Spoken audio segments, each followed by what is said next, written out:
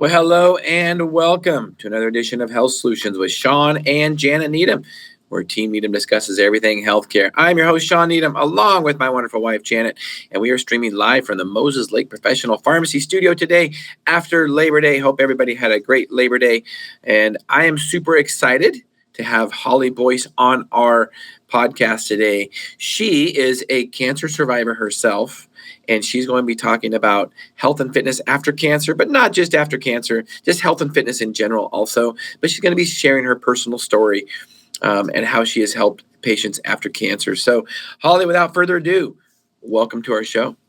Hey, thank you so much for having me. I'm really excited. Yeah, I am excited too. So go ahead and introduce yourself and tell us a little bit about your background.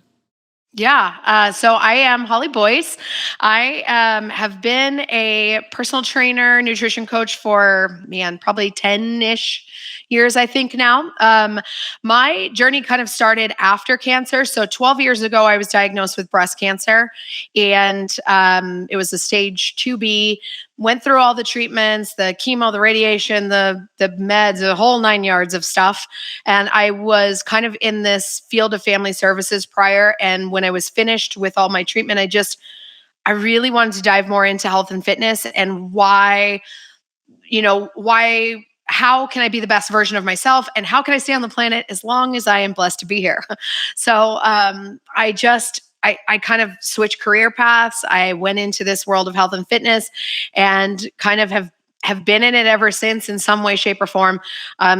Specialized for a little while in treating cancer, like post-cancer patients. Really, it was mostly before. There's a few, I guess, during treatment, but I was kind of that person that was the anomaly in cancer. I was in chemo treatment on Thursday afternoon, and then I went to the gym right after chemo treatment, and then I went to home to sleep because I knew I had a 2-hour window, and so I always had that, like, I just want to feel normal kind of thing. But I've always loved health and fitness, and so that's a long-winded version of my story, I guess. No. Janet, what kind of questions do you have for Holly? Okay, Holly. So did you ever get to a point where you weren't able to exercise during your treatments? I mean, was there a stall point, or were you got blown through the whole thing without any? Yeah. I actually was able to exercise the whole time. Now, I definitely had to exercise differently. I was a runner prior to all this, and so I would want to go run miles. Definitely couldn't do anything like that. We had a program that had little circuit training, so I would spend 30 minutes or so, and then I'd walk or run. I say run, jog on the treadmill, and I realized that that's not entirely the most common thing that you hear, but it's possible. And I've seen people besides myself do that. So I know, I knew myself in the window of time that I had where I had the energy to do it, but I had to be very, very careful during that time. And I had doctor permission, of course, to just not overdo it, because it would have been very easy to do at that point. So when you talk about health and fitness, and especially let's just focus since we are on cancer patients, there's probably a lot more to it than just your typical working out and, diet and stuff like that. There's probably a lot of, mental stuff you have to process, things like that. Can you go into that? Yeah. That is so post-cancer is really when I actually had to kind of think about that stuff a lot more. I was definitely the type that was like, I just want to focus on August 17th. That's my last day of all the things. I just want to get to the finish line. It was like running a race, right? I finished the race of treatment or whatever, and I was like, whoa, what just happened? I have 2 little babies. I just went through this thing that tried to kill me, and it really was this mental piece of I needed to process some things. I needed to start taking care of myself a little bit better. And I was kind of forced to do that during cancer. But prior to that, I was the type that was always go, go, go. I was high stress jobs. I was, high stress person. And it changed me so much that I had to kind of process this new me and this new normal and the things that I used to believe and I used to think and want to do, and the even in the job field and stuff like that, I had to process, what do I want for my life now? And so that really came at with a lot of, I thought that I was kind of crazy for a while. I'm like, I'm done with cancer. Why am I stressing about this right now? But it's very, very, very common for people, especially that kind of went through the treatment like I did, with just like, let's just get to the end, to kind of process a lot of that stuff after. So it took quite a while to go through all of the emotions that I kind of ignored for a while. I had to go through all that. I had to kind of go through this new, I had surgeries and stuff in there. So obviously I wasn't able to do all the things that I used to be able to do. And I just kind of had to create this new normal of a life. And some people got it and some people didn't. And that was tough. But ultimately I feel like I took more from the disease than it took from me. So I kind of just live my life like that. As a result of all that too. So do you think, because of you staying active during your treatments, do you think that it helped you actually recover faster? 100%. 100%. And I know that's not the case for everybody. I know that not everybody's case is a little bit different, but because I was able to, keep moving my body in some way, shape, or form that whole time, it definitely lessened, some of my side effects that I had from all these medicines. I was able to, I still had side effects, of course, but they were definitely lessened. And even the doctors and I talked about it afterwards. I'm like, this was definitely the recommended thing. And especially 12 years ago, that really wasn't talked about a lot. It was encouraged for me to do that after I was done with all my treatment, but not during. I was just one of those people that I'm like, no, I can do this. That's fine. But now, 12 years later, that is one of the things that they encourage people to do, is to keep moving in some way. So it definitely has some, obviously research to support that now, but it probably did back then, but it just wasn't really common for them to talk to you about okay, make sure you get some movement in. They're just like, here's some meds so you don't puke, was, that's all I felt like. I don't know. I guess that's how it was, is a while ago though. Yeah. Movement is medicine. We talk about it on our podcast all the time. Movement is medicine for sure. Yeah. And then there's a mental aspect that comes with that too, I think, of I just felt like I had a little bit of control and normalcy in my life when I was doing those things. So I could just, I could walk and I could do those things. And it just gave me, because everything was kind of mentally out of control. You've got this disease that just barges into your life and everything is turned upside down. It gave me a little bit of something that I could kind of grasp onto. So I think for my mental health, it was huge, as well as the physical piece of it. Janet, what questions do you have for Holly? Okay, Holly, what does it look like now with people that you are helping with training? I mean, how do they come to you? Are they referred, or do you advertise? Yeah. How does that? So right now it's just kind of word of mouth because I had a studio. I actually was kind of living the dream, had a studio, was training cancer survivors. And then unfortunately that was 10 months in when COVID hit. And so the fitness industry in Washington, unfortunately, was shut down for, in my personal opinion, a little bit too long. Yeah. So I was unable to do my job and keep that studio. So that piece of it, where I was actually able to do that more on a daily basis, has definitely changed. And so now it's just kind of, we have to get a little creative. I've trained people at their houses. I've trained people at certain gyms that I have relationships with and things like that. So it just looks a little different now. So because I don't have a space, it's just more referral based at this point. So what is as far as your training sessions go, so what is your go-to? I know you're a personal trainer, so everything's personal, but yeah, how many days a week, how long, strength training, cardio? I really, really like when people are willing to I know personal training can get expensive. And so people like to go, oh, I just want to come once a week. But honestly, it will benefit you so much in the beginning if you can get that like 3 days a weekend. If you could do a Monday, Wednesday, Friday, a Tuesday, Thursday, Saturday, just to start, and then work me out of my job. Like I don't need to stay in your life forever, but it's just getting that habit and that routine and that system. You know how to like do either the machines if you're at a gym, or dumbbells, or at home workouts. I mean, there's so many ways, but it's just about establishing the habit of fitness. And when people do reach out, they're just like, oh, I just want to come once a week. And that can work if you're really highly motivated to do the other 2 days.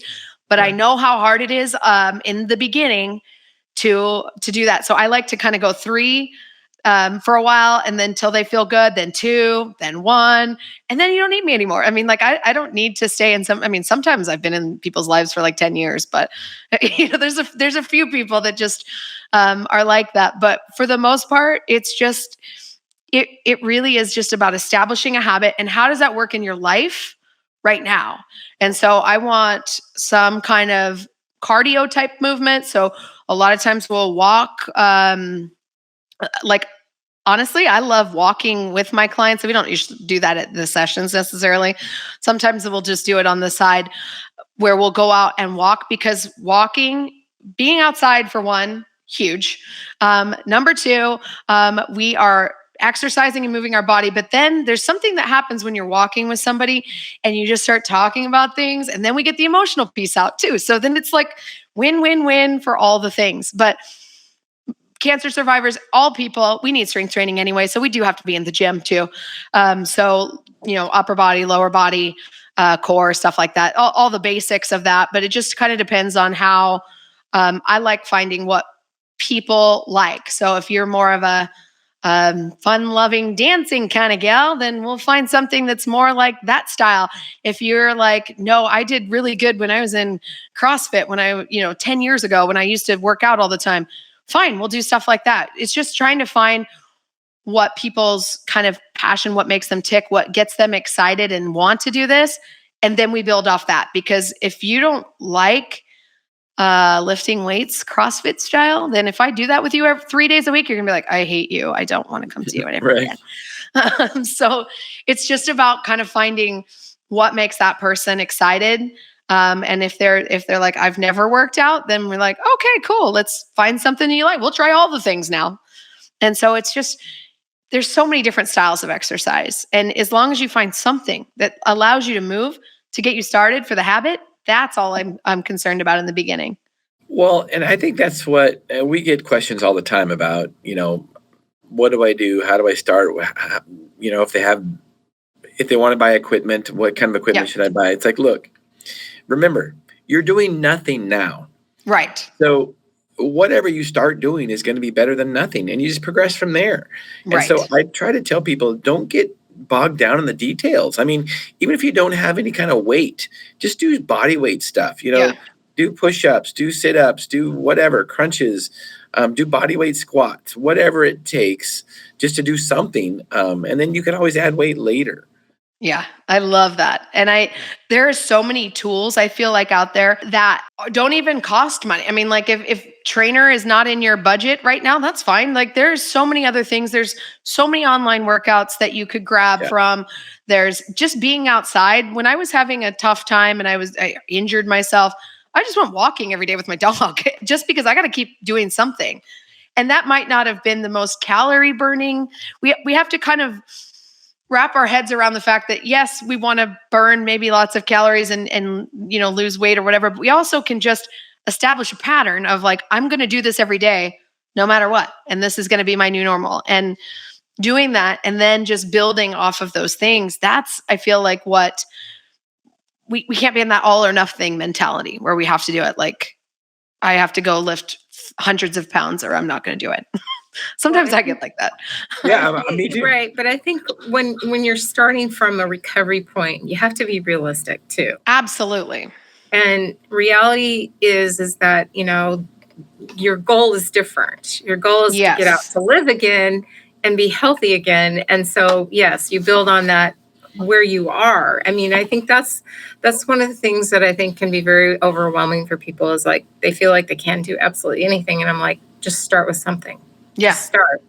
And that's where it's kind of nice to have somebody like you alongside them, because the motivation, the encouragement, hey, I've been there, let's try this, is a nice tool. It really is. It's I think you know what I think also needs to happen is just that it's kind of that check-in. Like I have people that I'll just text them. I'm like, hey, did you get your workout in? We're not even working out together, but I'm like, did you get your workout? Dang it. No, I will. I'll go right now. Like, it's just having that, like, even that connection with somebody checking on you. It's just knowing that somebody's going to message you and be like, okay, I'll go, Right. And really it's accountability. And I know I have a personal coach, and I know he holds me accountable to my workouts. Yeah. I mean, he's not rude about it at all or anything, but I know he checks my workouts on Mondays, and I want to make sure my workouts were done for the week. Yes. So yes, totally. You don't want to let him down. There's something to be said about having a personal trainer or a coach, and because it's more than just going through the motions, and if you've been doing it long enough, you could probably figure out the workouts yourself, but that still doesn't have the accountability like it does when you're working out with a personal trainer. Yeah. And what's funny? I am a personal trainer. I do know what workouts I'm supposed to be doing, but do you know how hard it is sometimes to get up and do it? It's like, oh, I don't want to go today. I'm tired. Oh, I think my leg hurts, and I'll think that I have this major injury, and I'm like, my leg doesn't hurt, just go. Well, there's hard. Kind of a joke in the industry, although it's really truth, is that just because you're a personal trainer or you're a fitness coach or whatever, doesn't mean you don't need a coach yourself. And I know people that are personal trainers or coaches, and they have coaches themselves. 100%. Yes. I mean, well, and sometimes the reason is I think sometimes it's driven athletes. If people are really driven and they're athletic, sometimes a coach is there to tell them when not to work out. Yeah. Yeah. Definitely. That's important too. For sure. And when I've had coaches in the past, it's mostly because I'm like, I know how to do all the things. I just want you to write the plan so I don't have to think about it. I don't want to make any more decisions today. I've literally made 10 billion decisions by the end of the day. And by the time I'm going to get to this workout, I don't want to actually think about what I'm doing. I just want to show up and I want to do it. And that's what I need sometimes. And sometimes I'll just take the thing and then go, okay, I think I'm going to do this. But I just don't want to have that decision sometimes. And I think that's where some people will choose to not go do anything. It's because they're like, oh, I just don't know what to do. Or I don't, want to go scroll through Pinterest and find a workout or, whatever. They just don't want to make any more choices. And so they're just like, I think I'll just sit here and, scroll social or whatever. Right. Yeah. Decision fatigue. It's a real thing. Yeah. That's why you should do your most important decisions in the morning. So work out in the morning. Yes. It's harder. It's easy to say no to a workout in the afternoon or evening. Yes, definitely. You got lots of excuses. Yes, I agree. So before the show, you were talking about the importance of strength training. Mm-hmm.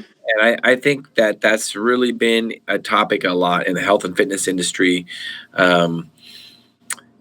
And how important strength training is. And I know that for years, it was thought about, this goes back many years ago, 40 years ago, when I first started strength training, only bodybuilders and powerlifters strength trained, and strength training was going to cause you to get bulky and you wouldn't be able to move very fast. So basketball players and baseball players, they couldn't do it. And well, that's largely been debunked.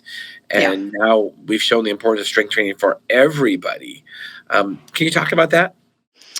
Yeah, definitely. I feel like there's like this stigma with women sometimes where they don't want to do it because of the same thing. They don't want to well, I don't want big giant muscles. I just want to, do whatever. I'm like, I don't think you understand how much work it takes to get those big giant muscles. Right. It's not just lifting your 10 pounds, we've got to build that muscle for a lot of reasons. But I think that doing that consistency is huge. And I feel like it definitely has to be at least like 3 days a week for the people that I work with, and even myself. We've got to get in there and make sure that those muscles, because they're helping our movement patterns in general, like, right? Because we're doing all the things that we do in a day, or we're sitting all day long. We've got to be able to move those muscles so we can kind of do all the things that we want to do in life as well. But the strength training is huge. And I think that people don't realize how much it takes to get those big bulky muscles that they're talking about. It takes a lot more. I watched my son try to bulk up for college football this last summer to go into college football season this year. And I'm like, gosh, it takes so much just to get that bigger muscle that they're looking at. So like, we can't be, afraid of that. Well, and of course, women respond different than men too. So, well, yes, true. And typically, women aren't going to get big, bulky muscles typically. Right. But it's so important to have good, lean body mass, and especially as we age, because we lose up to 5% of our lean body mass every 10 years after the age of 30. So if you're not trying to maintain that or even gain it, and you can gain lean body mass into your 50s, I mean, easily, but you have to do strength training. Yeah, for sure. And I love helping. I used to train older clients a lot when I first started, and just these little older ladies that are in there, and they're doing their little oh my gosh, the little machine with the cable machine, and they're on there, and they're just like, they just feel strong too. So I mean, there's obviously this physical aspect to it, but mentally it just makes you feel like confident. Like, I don't know. There's just this confidence that kind of comes from all of that too. We're just lifting something, or like, I was able to do this today and I couldn't do that the other day and I don't think it's too late to start. So if you've not been doing it, I mean, let's go now, there is, it's not too late at this point. Well, and one thing I think we forget about strength training is that we forget how functional it is. So, for instance, if you're lifting, there's a lot of people that get injured when they lift something. So if you're regularly lifting and you're stronger and your muscles are more developed, you have a less chance of getting injured lifting something on a day-to-day routine. Yeah. I love functional fitness anyway, and use a lot of that stuff because there is less equipment in different, people can do a lot of these things from their home. But for that very reason, it just makes your day-to-day life a lot easier. You're pushing things, you're pulling things, you're lifting things, you're picking up things. We've got to do that without, we have, if we're sitting all day and we're not doing all those things, when we go to, get something, lift something, pick it up off the floor, we're going to injure our backs and then be, out for who knows how long with some kind of injury. So definitely need to have that functional piece as well. I love that functional fitness stuff. Jenny, you were going to say something.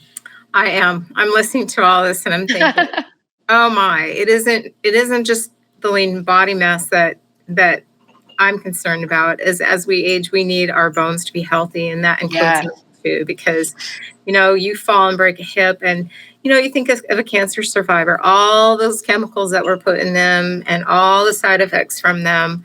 They need to repair and have strong bones. And so the only way you can do that is weight bearing. There's just no other way. And I know nutrition is important to it too, but it is super, super good for your bones. I mean, you just don't get the results from the other things out there. So, when ladies are worried about bulking up, it's, you have some bone tissue, and let's build on it and protect it. Yeah, that's so true. And a lot of those meds, they do make it, like, they do deteriorate some of that bone. Oh, yeah. And it is very, very vital. And a lot of the cancer doctors around here now are very much for strength training after, once you're able to do that. And, some people can do that during, but especially after, once you've got that, and getting mobility back. A lot of times these Right. surgeries are not giving them, mobility. And so they're not able to do some of those exercises the way that they used to. And so there's definitely benefit from that. But those meds, there's a lot of, I was reading the labels of some of those things way back in the day, and it's not pretty. No, there's some nasty side effects. I mean, they're killing cells. So Yeah. unfortunately, they kill some healthy cells too. So Yeah, for sure. So as we wind this podcast up, Holly, tell us, what do you have a passion for? I just have a passion for helping people find confidence in their daily life. And I know this is all health and fitness, but I feel like it all ties in, because helping people pick up the pieces off the floor when like things like cancer or anything comes in your life and kind of shatters that, world that you had going on at some point, just being able to pick up those pieces one at a time and using health and fitness as a way to kind of move into the door of someone's life, to be able to do that, to show them that they can pick up those pieces and kind of rebuild whatever it is that they want that to look like. And I just really feel like health and fitness has been a way that I've been able to do that in my life, just because it's my passion. I can kind of share that with other people, but just giving people confidence again, especially after some of these things in life. Life happens sometimes, and it is not always pretty, but we can move to the next. We can take more from our struggle than it takes from us. And that's kind of been my motto for the last 12 years. And that's kind of what I want to pass on to other people. That's awesome. So what's Thank the you. best way to get a hold of you, Holly, if somebody has questions? I'm on Instagram at the Holly Boyce, and Facebook is Holly Boyce 411, and hollyboyce.com is my website. It's kind of getting a little bit of a facelift here coming up though, so Awesome. stay tuned. Awesome. So what would you, the last sentence as we wind up this podcast, what would you like to end on? Oh, I'm gonna go with, today is a good day to have a good day. It is. Every day's a good day. Some are better than others. So I'm looking at Absolutely. who is going to be on our podcast Thursday. And oh yes. So speaking of health and fitness, Thursday we will have Robbie Raw back on our podcast. She's been on our podcast before. She is rocking it, teaching the world how to work out. She is in Buffalo, New York. And don't miss out on Health Solutions with Shawn and Janet Needham, 8 to 9 a.m. Pacific Standard Time this Thursday. And Holly, thank you so much for being on. Thank you guys so much. I really appreciate it. All right, let's stay in touch. And listeners and viewers, thank you for tuning in to Health Solutions with Shawn and Janet Needham. Thank you.